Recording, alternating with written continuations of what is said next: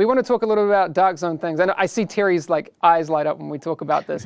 I know, right? So you guys dropped a bit of a bomb with Rogue 2.0 being a thing last week. All that we know is that there will not be friendly fire, and you will have to perform an action to go rogue. But it goes a lot deeper than that. Is that fair? That's absolutely fair. Yes. All right. Very fair. Okay. So when you guys sit down and you're like, okay, we need to do Rogue 2.0. We want to make it better. What are the things that you're trying to accomplish with a feature change like this? Well, the first and foremost, is keep the tension of the Dark Zone, right? Yes. It's a very important element of the Dark Zone. It's scary, and we didn't want to erase that tension. So that was number one. Job number one is keep the tension of the Dark Zone. Second one was get rid of some of the frustration that goes along with accidental rogue, not fun, accidental rogue. And the third one was create a better gameplay loop for Manhunt, which is such a big part of going rogue, right? That's where you're supposed to get the biggest rewards, and really incentivize that system on both sides of the Manhunt. Yeah. So those are the three things we were going after. I think on that note, so we'll talk a little bit about the mechanics of it. I know there's frustration about accidental rogue as well, but I saw a thread on Reddit earlier today about someone who was a little bit frustrated with someone just coming up behind them and downing them straight away. So there are some mechanics in there that might make that a little bit, you get like a small warning when someone goes rogue in your vicinity. Is that correct? Yeah. Yeah, it's not an immediate, tap and now someone's rogue and they can shoot you. There's a bit of a press and hold, interact to that. And, we're kind of dialing it in, like Terry said, to kind of keep the tension high, but give you a little bit of fair warning. So, Isaac will come in and tell you a player near you just went rogue. Okay. You will kind of hear all the sound effects going along with them. And if they're in your line of sight, you see kind of a full kind of UI treatment pass on, oh my gosh, that person in front of me is going rogue right now and they're going to shoot me in the face. Okay. It gives you a moment to prepare. Yeah. And instead of right now, your moment to prepare is I lost a third of my life. Yeah, exactly. Yeah. And I want to be clear with everyone.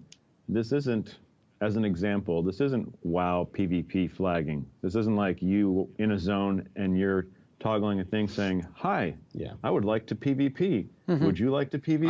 I would also like to PvP. How about you raise your PvP flag and then we can fight? No, this is, I'm toggling, I'm making a choice to go rogue. And once I do, I don't care about anyone else. I will, all the rest of the stuff stays the same. It's about declaring your intent. Yes, exactly. So it's not I have it on and I can PvP with other people that have it on and you don't have it on. It's just we're giving you 1 second to be aware that someone around you. We're giving you more signs and feedback that someone around you is going rogue, but you still have to keep your eyes open. You still need to pay attention. If someone walks up to your extraction, be cautious.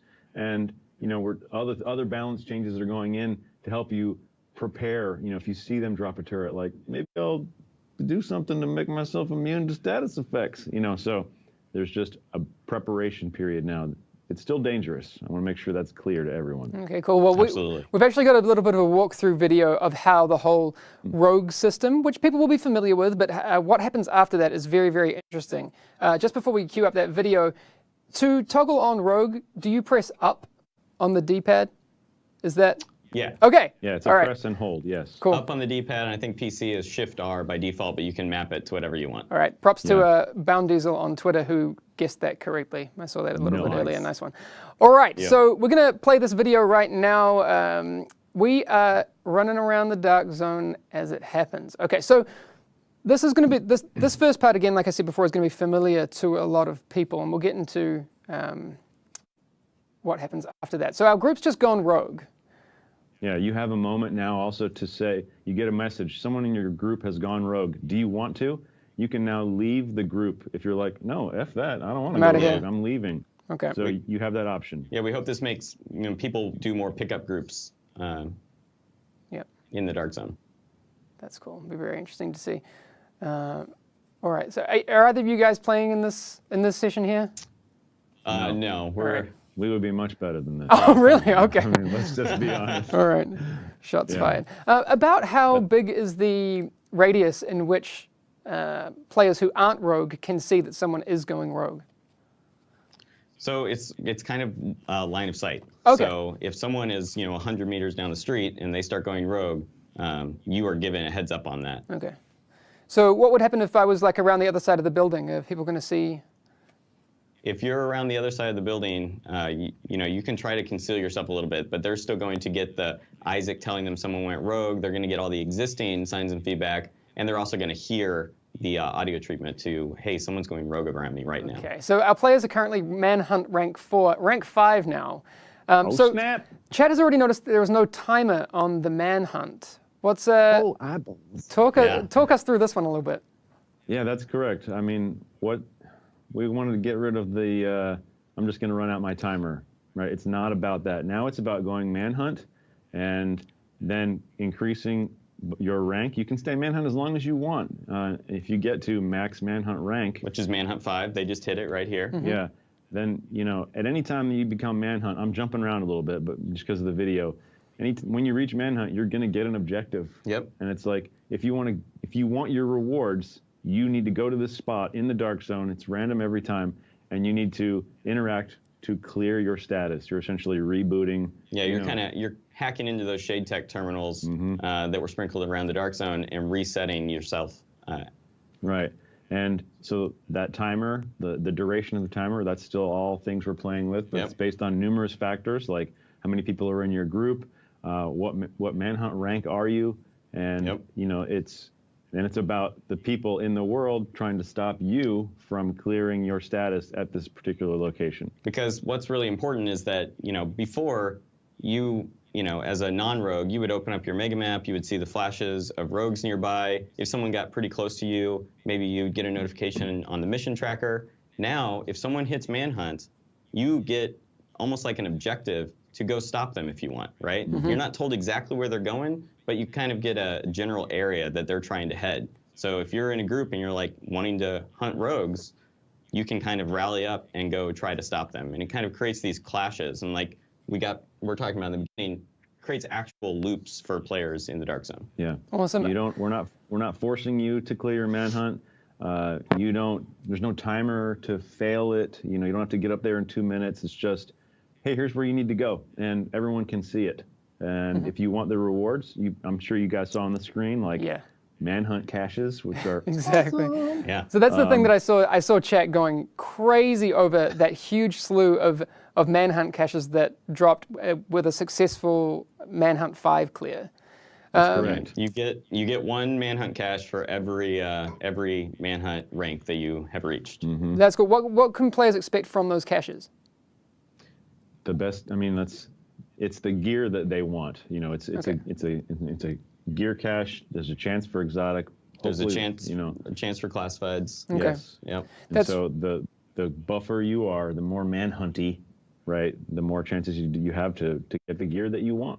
And as a player, going after the Manhunt, you get a bounty cache now too for every Manhunt player you kill. So you are encouraged to get in there and PvP at these points if you want to get those rewards. Yep. Awesome. So who will be eligible for those rewards? Like if I see a bunch of people on the map have gone Manhunt, right?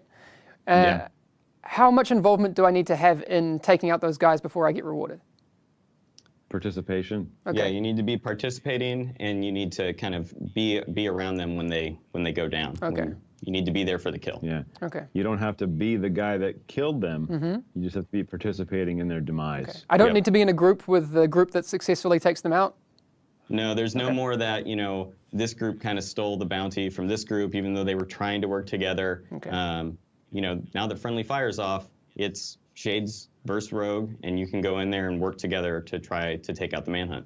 And it's all direct inventory, so you don't have to worry about extracting or anything like that. It's just boom, you got it. That's really cool. I didn't actually know that one. Yep. That's awesome. I know that when you guys talked about last week the friendly fire changes to Rogue, a couple of concerns that were brought up were grenade spam and body blocking as being potential issues. So on the grenade side of things, what's that going to look like for 1.8? Well, the damage itself. Do you want to talk about the damage for grenades, Keith, and rogues and non-rogues and stuff like that? Yeah, previously a group of rogues, right? Like they could grenade spam the non-rogues and not be hurting themselves. And they kind of had this advantage. So, now people from both sides, yeah, the shades can throw grenades at the rogues and not worry about, triggering themselves as rogue. Yeah, no accidental. No accidental, right. We are doing, lots of things to try to improve the grenade game, right? Like the classified final measure, which I think is just going to become a bigger and bigger part of group play. Makes it scary to toss a ton of grenades in because you're giving this huge buff to the other team. It's astounding. In fact, we've talked about skirmish already.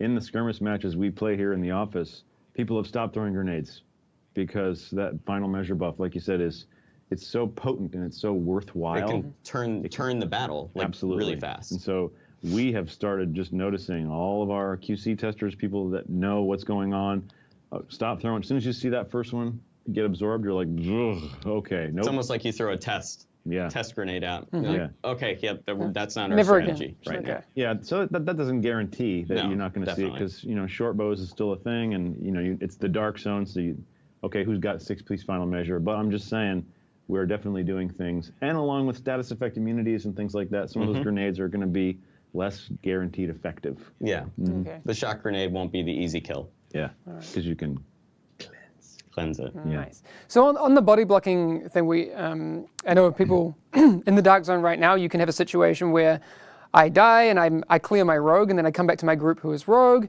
and then I can kind of stand in front of my group and make things a little bit funky. Right. What does 1.8 mean for things like that? Well, I think that's going to go the way of the dodo for a couple of reasons. First, so friendly fire, that's gone. So if someone were to be able to stand in front, you could just shoot them all day. It used to be the risk was, I went rogue, and now they're going to kill me, right? So that's gone on one hand. And on the other hand, we're adding essentially a radius. So imagine that you, Keith, and Petter and I, we're all in a group, and let's just say Keith dies, because not me. Yeah, right? Never. And Keith dies, he's rogue, we're all rogue, we're being jerk faces. Keith spawns back at the checkpoint, and then he runs back to the group. What's going to happen now is he's going to get within a certain radius, and that's still being tuned. He's going to instantly go rogue. So he can't be non-rogue when he gets near his buddies. Yeah. He's going to go rogue in that radius, and that works the same for the manhunt stuff. Kind of for the inverse reason, but just when you get near your group that you're messing around with, you're going to go rogue. So you can't sit in this ambiguous position where I know you're a threat, but you're not activating rogue. None of that anymore. Okay. It does a lot of things. I mean, it keeps the groups together with the same goal, right? If half the party wipes and the other manhunt players kind of want to start playing a little more cautious and hold back, they can try to get their group to rejoin them and take another stab at the actual clearing of the manhunt. And then it also helps in issues like this. And of course you'll say, hey man, we don't even have to be in a group. Like I could just be on Xbox chat, and we'll have a bunch of non-rogues blocking. Well, again, because there's no friendly fire, all that person standing in between you and me is doing is just blocking both of us. Sure. So he's blocking my bullets, he's blocking your bullets. So he's just prolonging combat. Sure, that will not go away, but there's no more accidental. Okay, that's cool. I saw a couple of things, and I've got a couple of questions myself. Is there any reason to go above 5 kills while you're on a manhunt? Apart from bragging rights. Yeah, from a reward standpoint, no. Yeah. I mean, that's at this point, right? You get, once you go 5, right? However you get 5, okay, that's going to be your max. Okay. So if you're looking to be efficient, after you get manhunt rank 5, go clear it. There's a good chance you're going to finish with more kills though than 5, because once you have to hold get them to off. that objective, people are going to be there and combat will break out. And for you to complete the objective, you're probably going to be going above 5 kills. Okay. We did think about and entertain the idea that you had 78 kills? Great. We're going to scale the rewards, but that started to get ridiculous. And how do we take into account the guy that's 200 kills and stuff like that? So, squinched it down a little. And just to kind of add on to that, there are ways to scale your rewards. outside of just getting more kills. The Banshee set, which will be in PTS. Oh, you're doing wow. I'm just Okay. gonna drop it. Oh wow, But okay. We didn't plan this one. All right, let's do it. All right, Banshee. It's just getting a pretty major overhaul, and the set now plays into all this new Rogue 2.0 gameplay, Okay. Yeah. Awesome. Including rewards. including rewards. Yep. Oh, okay. All right. Well, Yeah, so like that's enough for basically me. Keith's saying, run a Banshee. Run Banshee. And I'm just if you're in a group of 4, run a Banshee, Nice. and then you'll see it. Good to know. Yep. All right. One last question. Obviously, you toggle Rogue through using your D-pad, or similarly on PC. What about cutting the rope? Does that toggle Rogue still? Sure does. It does. All right. Okay. Yeah. Just double checking. Thanks. a rogue activity. That was a question from our friend Morgan Amps. Hey man. All Yeah. right. TF, what's up? Yeah. And that will increase your manhunt rank as well. It's a rogue activity, so you can bump yourself up by cutting the rope. Exactly. Perfect. All right.